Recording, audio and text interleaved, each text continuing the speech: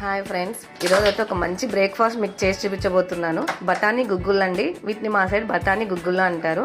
మనం రాత్రంతా బఠానీలను అయితే సోక్ చేసి పెట్టుకోవాలి. సోక్ చేసి పెట్టుకున్న తర్వాత బఠానీలని ఇలా కుక్కర్లో ఉడకపెట్టుకోవాలండి. ఒక 2 విజిల్స్ వచ్చేంత వరకు ఇలా పెట్టుకున్న తర్వాత పోపు పెట్టేసుకోవాలి. నేను ఆల్రెడీ ఇది పోపు పెట్టుకున్నా అండి. 2 విజిల్స్ పెట్టేసుకొని, ఇదైతే చాలా హెల్దీ ఫుడ్ అండి. మంచి ప్రోటీన్ కూడా వస్తుంది దీంట్లో. తర్వాత ఇలా ఆనియన్స్, పచ్చిమిర్చి సన్నగా తరిగి పెట్టుకోవాలి. తర్వాత ఒక బౌల్ పెట్టుకొని ఆయిల్ వేడి చేసుకున్నామండి.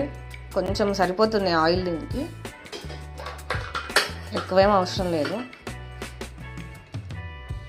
ఆయిల్ వేడెక్కిన తర్వాత కొంచెం జీలకర్ర, ఆవాలు, కరివేపాకు, తర్వాత ఆనియన్స్, పచ్చిమిర్చి ఇలా వేసుకొని వేయించుకోవాలండి, కొంచెం ఫ్రై అయ్యేలాగా.